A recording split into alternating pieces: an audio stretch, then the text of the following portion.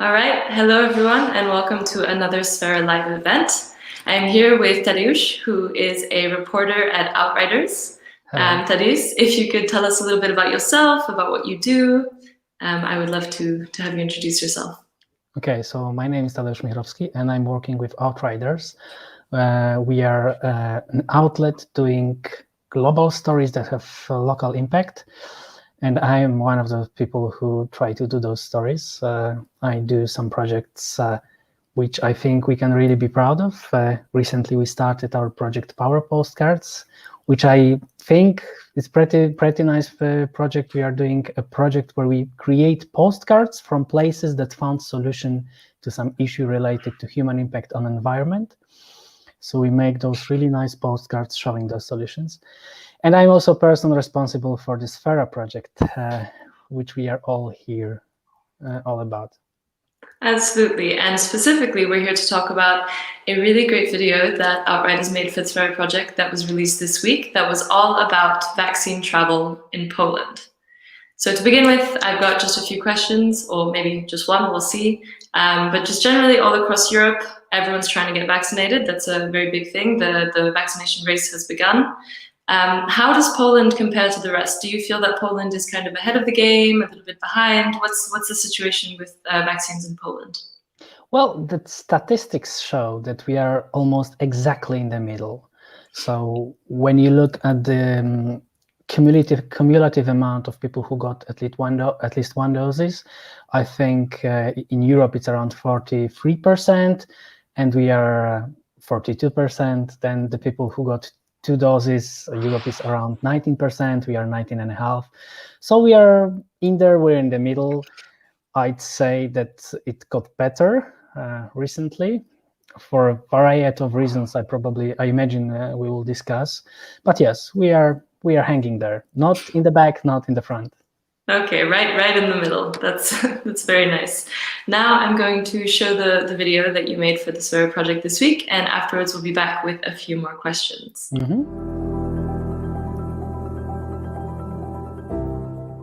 W niektórych miejscach mieliśmy przesycenie punktami szczepień, a w niektórych miejscach tych punktów szczepień nie było. System ograniczonej dystrybucji, każdy dostawał po jednakową liczbę. Te punkty, które były umiejscowione w mniej zagęszczonym, miały nadmiar szczepionek. Te, które szczepiły w bardzo zagęszczonej okolicy, no to tych szczepionek tu nie miały. Ludzie rejestrowali się na te terminy, które były najwcześniejsze, w punktach, które były odległe o kilkaset kilometrów. Te wyjazdy przyspieszały te szczepienia. Punkty szczepień nie dostają tylu szczepionek, ile by chciało. Tym bardziej, że w tej chwili mamy w zapasie około 3 milionów dawek. Odporności populacyjnej nie osiągniemy, jeżeli nie zostanie otworzona jakaś szeroka kampania informacyjno-edukacyjna.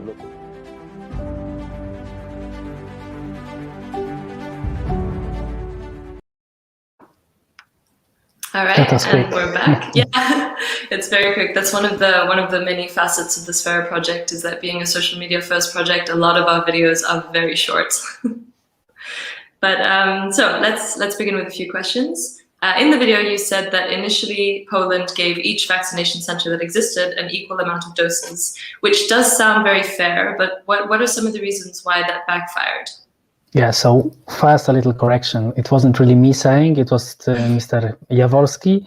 Indeed. He is a professor at Danzig School of Banking, and way more expert than I am. I am only the person who is using the knowledge I got from experts, but definitely anything I say, if it's correct, it's because the expert said so, and if it's incorrect, it's because I remember it not in the right way.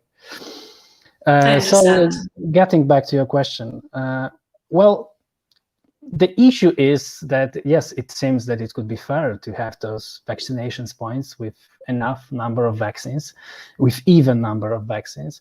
But when you think that, especially, first thing, that the population is not spread evenly in the country, and then when you think that even if they would be spread, the population at a certain age is not spread evenly in the country, which means that, for example, if one district had 30% of people who were over 60, and were in the population that was going to be vaccinated. And the other district had 70% of those people, and they both had the same number of vaccines. It ended up in one of those places not having vaccines, and the other having to throw those vaccines away because they couldn't use it. I see. And would you say that the situation has changed by now? Has this problem been found, and then there's been a kind of a structural reshaping, or is it mainly the fact that people are traveling that is changing the situation? Well, it's I think it's both. Now I wouldn't say, or the experts I talked to, they didn't say that. Well, they basically said that those travels helped at the beginning. So a lot of vaccines that would otherwise be thrown to trash were used because people were trying to catch those vaccines as fast as they could. So, for example, they went with their parents or they went with their friends for the vaccinations, and then bam, it turned out that, for example, there are some free vaccines. Nowadays, from what I've heard, is that since the government took local authorities to cooperate with them, things started to work much better.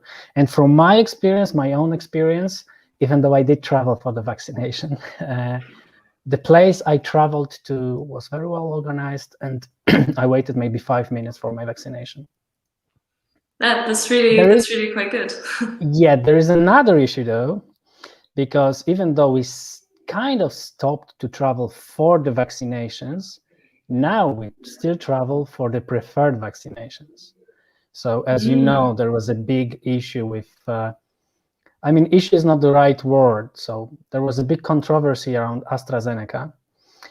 And I think media did a lot of bad things around it too. So what happens now is a lot of people, they will travel to get Pfizer instead of AstraZeneca, for example. Also because, you have to wait longer for the second doses with AstraZeneca. Mm-hmm. So it's not an anonymous system. You basically can sign up and it will tell you immediately which dose you would have if you took that appointment? Okay. Yes, the system is pretty well organized. You have everything online. What you do is you put your data and then you look for the places where you can get vaccinated. It doesn't always work perfectly. For example, for me, when I wanted to vaccinate in a city where my parents live, I found out that after a day, they wrote me an SMS that, sorry, you'll get it 1 month later. So I have to retake the chance, but then it worked. That's good. I'm glad that you were able to get it. I have a few more questions. One is actually this very recent proposal of the EU to create a vaccine passport that would be issued to anyone traveling outside of their own country and would perhaps be able to bring back the amount of travel that we're used to within the EU. Have you noticed any specific response to this proposal within Poland? Is there a general sentiment or something like that? Well, the first thing I need to say is that I don't have any data on that. Mm-hmm. So everything I'll be saying is from my private observation. But from my private observation is that, well, I think people who are for being vaccinated in general, they look forward to it. That's because I think all of us are pretty much fed up with pandemic and all the lockdown and regulations. So most of the people I talk to, especially people who travel, they look forward for such a solution. And actually myself, I'm looking forward for that as well. I think a lot of guys who are for vaccines, they don't want to get regulations or get limitations in their traveling because some people don't want to get vaccinated. Yeah, I completely agree, and especially since it's a big part of your job as a journalist to travel to actually go meet the people in the places that you're going to be writing about. So I completely empathize with that. That is correct. A little quick note on tourism in Poland. Would the vaccine passport be a good thing to help the economy? I'm assuming that Poland has a relatively well-thriving tourist economy. I've been to Krakow a few times. It's very beautiful. I know that people probably want to go there quite a bit. Okay, so I think economically it's not that important, as I think we are below 2% of our GDP that is related to foreign tourism. Much more important, I think, it's the fact that everything is getting open, so the local tourism is working. So for that, I think for the international tourism, it's hard to say. Probably not that much, but I think only time will show how much the pandemic, lockdowns, and crisis really affected the economy. Yeah, I think that's understandable, and I think on many levels we're still waiting to fully understand the scope of what's happened, economically, socially, emotionally, all these kinds of things. Yeah. Another point that the video touches upon, I think right at the end, that is quite interesting, is that 24% of Poles do not want to get vaccinated. So I'm wondering if you have maybe a little bit of insight, whether it be well-researched or just observational, on what the roots of this vaccine skepticism might be, or if there's generally any kind of disinformation that's particularly spreading around in Poland through the media or social media. It's going to be a very long answer, I have to warn you. I'm excited. I think there are a lot of mistakes made, especially at the beginning of the pandemic, which what they did is they didn't help creating trust to what the government does. So probably we'll touch upon that a bit later, but I think until, I don't know, half of the last year, until midsummer, there was very mixed feelings coming from the members of the government and the ruling party. Regarding the pandemic, we had presidential elections in the middle of everything of that, and since it was a very tough race, the ruling party tried to do everything to mobilize the voters, especially that a lot of the voters are of the older age, meaning that they are more afraid of the pandemic. So there were a lot of information like that there is no more pandemic anymore. And even before that, our not current anymore, but our Minister of Health was saying there is no pandemic. And even when he started to say that there is, they didn't wear masks. So people, I think, had a tough time believing that what is happening is really happening. So there was a very mixed communication on that. So that's the one thing. From the data I've seen, well, it's getting slightly better.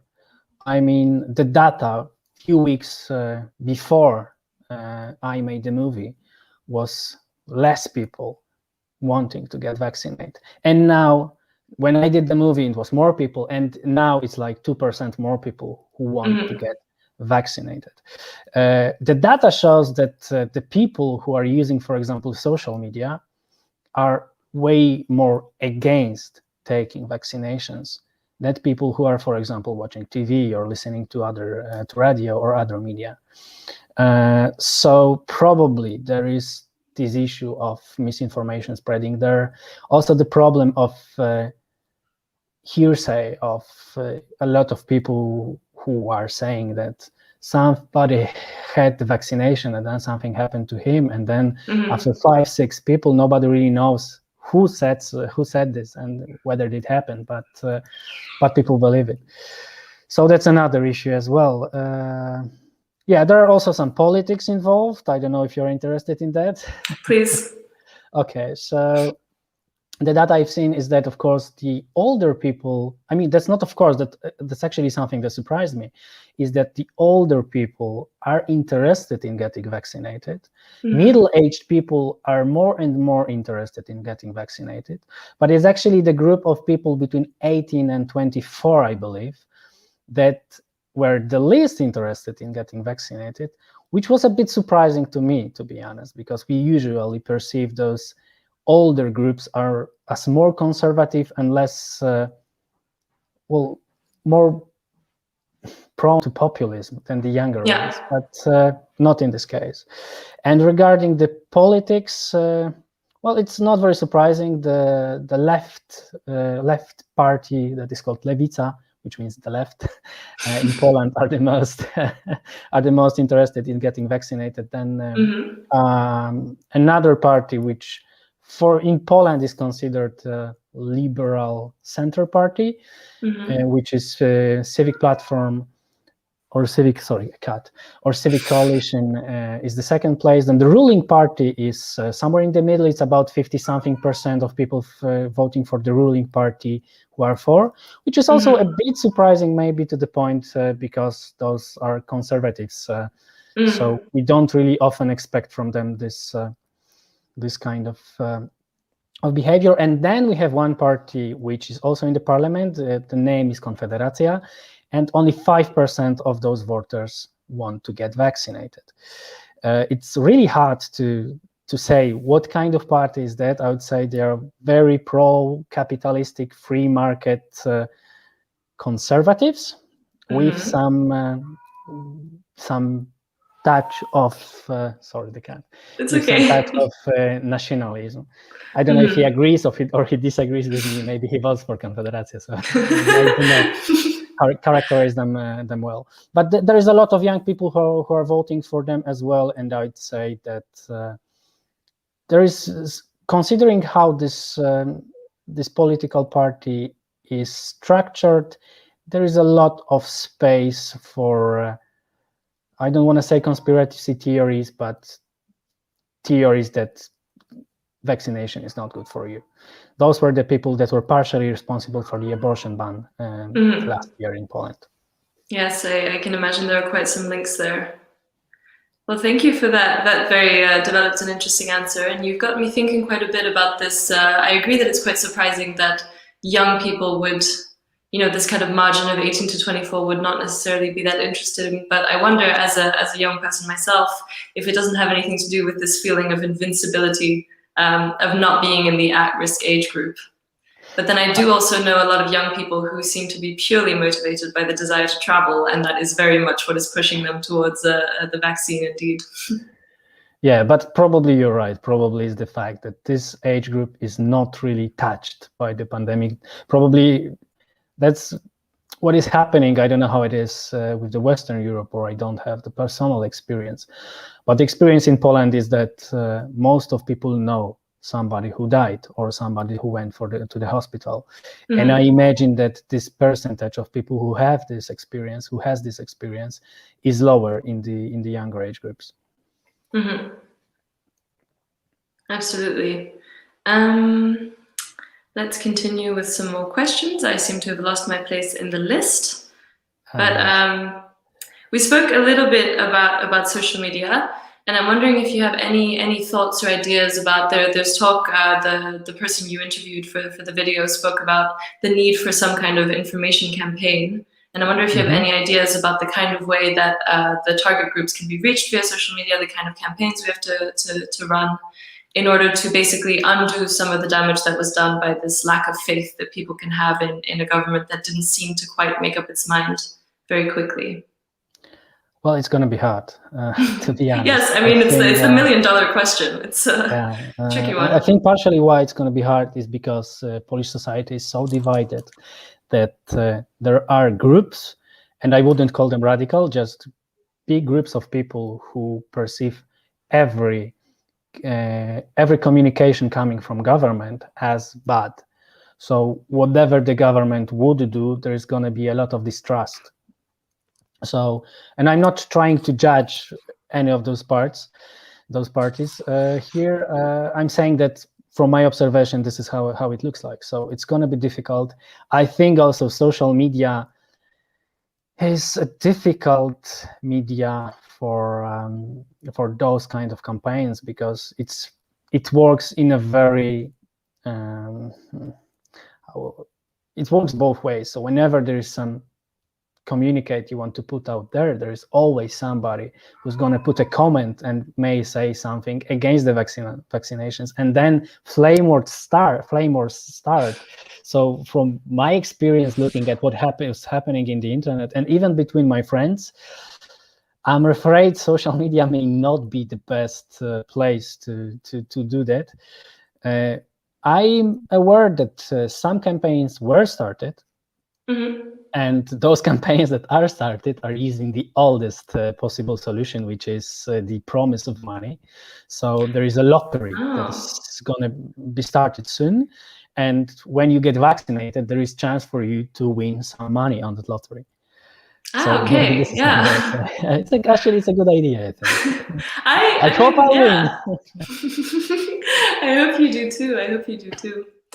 Wow, that's very interesting. So would you say that, just generally speaking, the Polish government uses social media as a method of communicating generally, or is it more something that happens still with television, or like, is there a big social media presence? Are they followed by younger people in social media? Do they have access to this kind of Gen Z generation, or No, not so I don't much? think so. I mean, getting back to those divisions, some things that were happening in Poland for the last 2-3 years resulted in younger people getting away from this vision of world that they are offering. So Polish youth used to be more prone to conservatism, more prone to patriotism, and now I think we have unprecedented amount of young people who are more leaning to the left, which I imagine is not that much because of the political consciousness,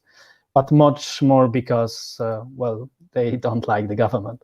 So I wouldn't say that their ability to affect those groups is very big. I wouldn't say that the social media is the way of working. Not really.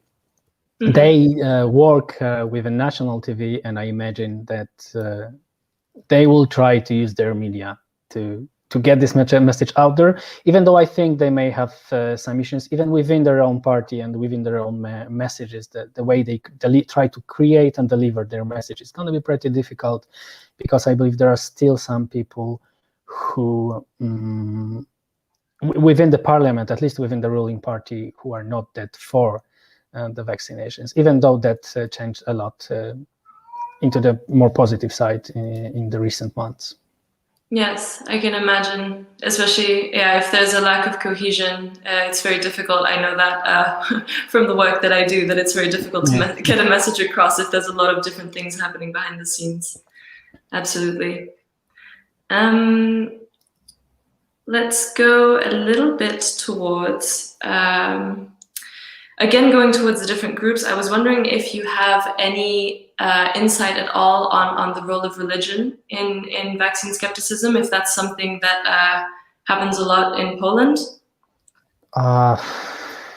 Honestly, I have some thoughts. I have no data at all. So whatever I'll tell you right now, please don't treat it with a grain of salt.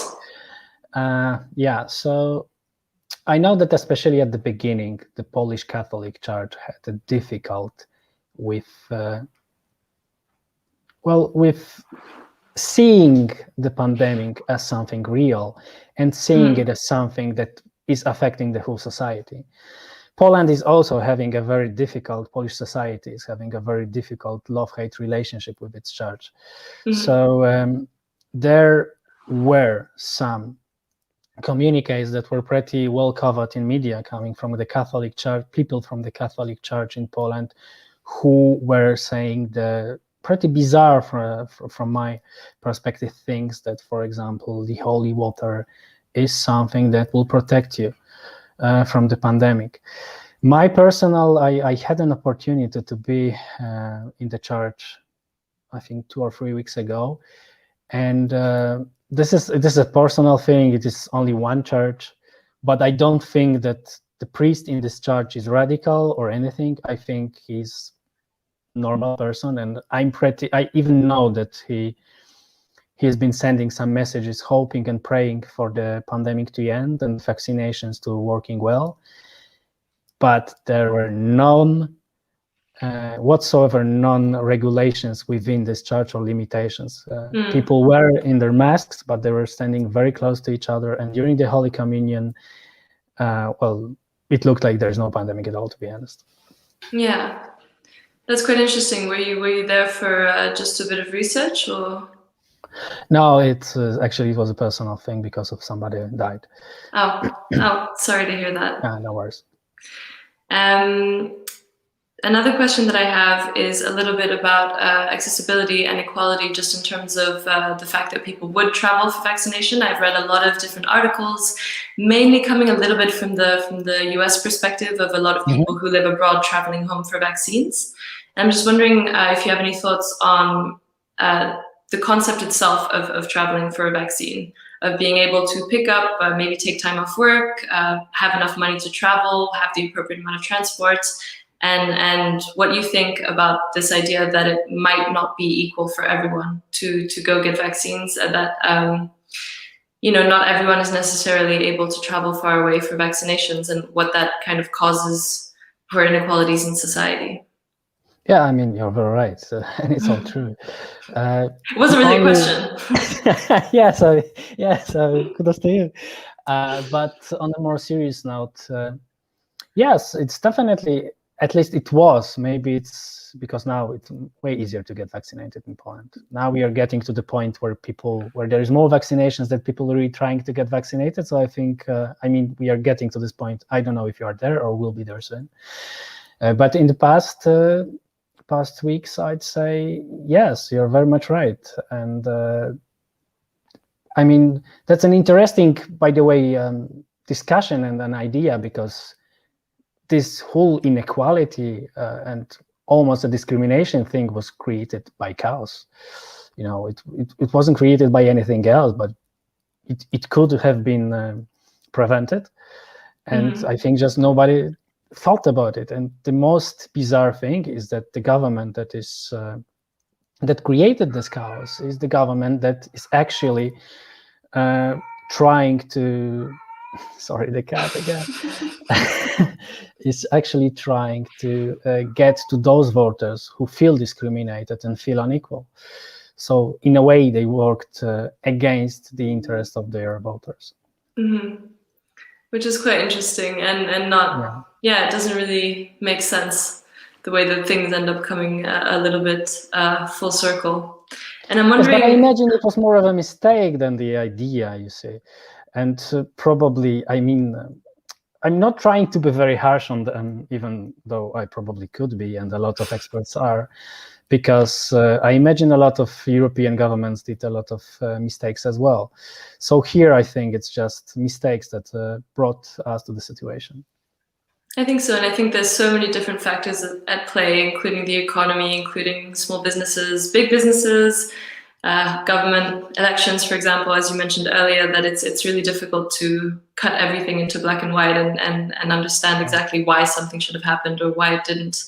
But I guess at the end of the day, the facts remain the same, and that's what can create a large feeling of discontent among a population or a group of observers, perhaps.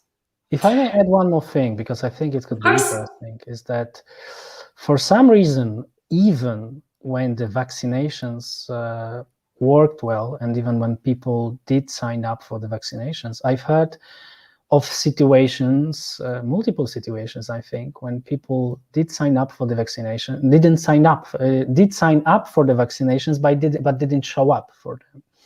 So there are multiple occasions where, for example, 2,000 people were signed up and only several appeared. And then the vaccinations had to be thrown to trash. So I don't know what is the reason for that. If maybe, I don't know, if we are not that disciplined society, or there was something with the communication. But there are also situations like that. Yeah, which I think is it's almost the most senseless thing, is the idea of a vaccine having been created and the doses of it actually going to waste when there is not yet equal access to having vaccines. One final point that I'd like to ask you, and then we can call it a day. But you mentioned now that Poland is doing quite well, and that you've got a lot of doses and a lot of people getting vaccinated. And of course, if some people don't want to get vaccinated, there's no, then you just have extra doses. Have you heard of any instances of people crossing the border into Poland to get a vaccination? Is that something that's possible? Is that, how are the neighboring countries faring? Would there be, a motivation for someone to do that in terms of vaccine travel from outside the country? Well, I never heard of somebody actually doing that. And I'm not that sure if that would be easy, especially with this 2 doses vaccinations, because then you have to reappear after 3 or 5 or 12 weeks in case of Astra.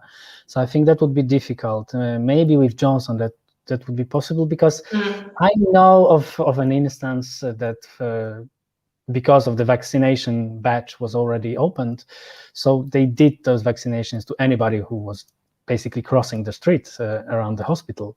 So that would be possible, but I don't think anybody would be hazardous enough to get one dose and then hope to get another one. What I've heard, though, is that some people who were living abroad did use the opportunity to get vaccinated here, but probably more people from the countries that are not that are outside of the European Union are not faring that well.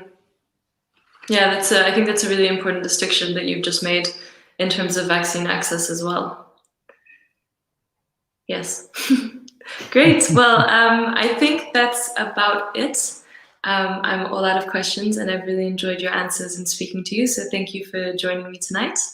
And absolutely. And see you potentially for a future video and a future broadcast. And this has been Sphera Live. Don't forget, if you're watching, to check out Outriders. They are our Polish partner in Sphera, and they do incredible journalistic work that I'm sure you will all enjoy.